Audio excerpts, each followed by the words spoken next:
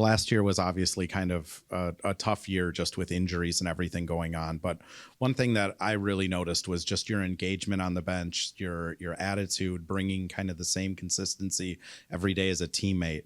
How important was that to you, just growing as a person last year and then coming into this year with an opportunity? Yeah, that's exactly what last year was. Something, honestly, the things that happened to me last year, I never experienced in my whole career. And it was hard. I'm not going to look back and tell, if anybody asks me, I'm going to tell you that's year two was very hard for me. And I'm just happy that if I had 10% of myself, that I gave that to myself for those days. Yeah, it was very hard. Granted, the team was very successful, so that was kind of like a good distraction from what was going on with everything I had to go through. But yeah, it was very hard, and yeah, that's one thing about sports. The next year, everything changes, and it's a great opportunity to be successful and have fun and do what I love. Diamond, it was nice to see, looking at, off-season or overseas stats, seeing that you were able to get a lot of games in and Yeah. stay healthy for a long season. Just how, fun was it for you to be able to stay healthy for that stretch? Because there's been so many, bad luck with Yeah. injuries. Yeah, it was very rewarding to play a whole season and be healthy and perform and do what I love. And I just think that's one thing for me is to stay healthy, stay in the rotation, and staying healthy is something that is really important to me. Obviously, I can't control everything. I can always try to prevent and do my exercises and PT and stuff, but if an injury happens, it happens. So just trying to roll with the punches and understanding that injuries are a part of the game. And yeah, you got to keep bouncing back every time. And I believe you were with the same club that Lan played for a few years ago in Poland. So I was curious if you had any conversations with her that sort of like helped you get ready to play in that league, or what the town was like, and just if, got any advice from her at all. First she told me that we're in Gorzo, and she was like, it's very boring. And I was like, it is very boring there. But it was also really good that I had another vet there, Shatori Walker, and I think we just bonded over there overseas. And she also went to Maryland, so it was just great ties to see how she is successful in the lead and doing her thing at Atlanta. And yeah, me and her really bonded, and we talked, and I really think she was a great vet to have on technically my first year of overseas. And I think it was awesome to have her on the team. And yeah, she definitely helped me in understanding the business side, and also the personal side of it as well.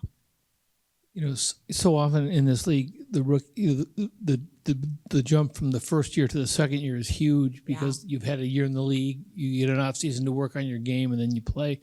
You didn't have that. You had to spend your entire off season getting healthy rather than working on your game. Mm-hmm. So you finally kind of had that. So I would imagine you're expecting a big jump personally, just having had that opportunity. Yeah, but granted, I do know there's a lot of heavy hitters on this team. So I do know I will be fighting for 1 minute of playing time, and that's just the situation. And it's a good problem to have when you have multiple people that are very good at their job. You know what I'm saying? So I do know I do need a fight for every second, and that's just the position I'm in. And yes, I did.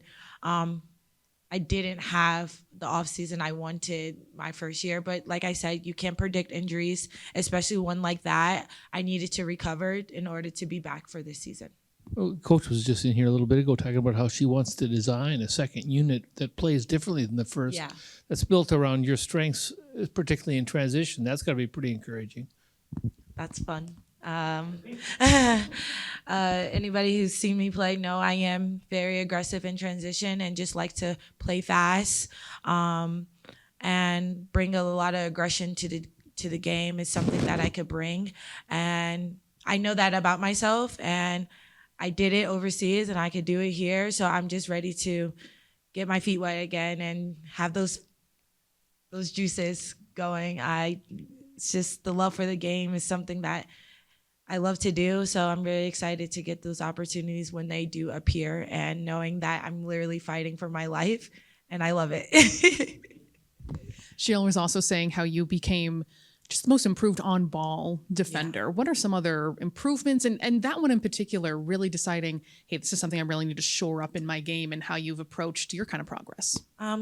Like I said, I'm fighting right now I'm in the grind of my career. I don't have a staple yet, you know what I'm saying? So I'm grinding, and I do know not just defense is very important to coach, and if you want to play, you have to play defense. So now it's like instilled in my brain. I'm like, I know I got to do this. And that's just something that you just have to work on. Obviously, I wasn't the best defender coming out of college, so I did know that was something I needed to work on. And yeah, just stacking days and hours to get to where I need to be, and also just playing. I think the injury kind of slowed me down a little bit, just because I wasn't able to play live basketball, but now I kind of have no excuse. So it is what it is on that one, and you just play your heart out. That's all you can do, and you don't have to be perfect. Just play hard and hope for the best. Diamond, two-part for me. What offensively have you feel like you've really progressed on and are ready to take to the next level? And then also, second, who have been the player or players who you've kind of latched onto here that have kept you encouraged during some of the ups and downs that you faced? Yeah, for sure. Wait, what was the first question? Oh, yeah. I just think the game is slowing down for me, and I think that's something that's very important. People are calling me a vet, but I still feel like a young player just because of all my injuries and stuff like that. Couldn't really play. I haven't really played like complete 3 seasons yet. So just letting the game slow down and seeing your reads is something that I think has definitely changed. I can feel it in my confidence and stuff. I don't feel as rushed. And I think that's something that's very important, because if you're slowed down, your mind is free.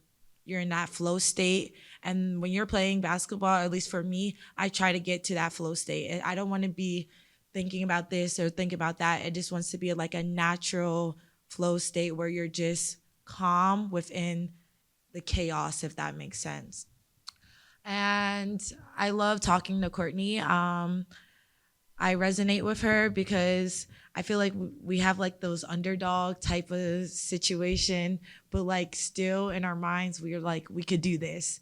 And Courtney has proven it over the years that she only got one offer coming out of college, and she was an all-star. So it just shows you that like, it doesn't matter where you come from between the lines. If you feel like you could do it, you literally can. And I think I like her story. It's pretty cool, and I kind of resonate with it. And she's a good vet. I could be like, Courtney, I need to talk. And she's like, what?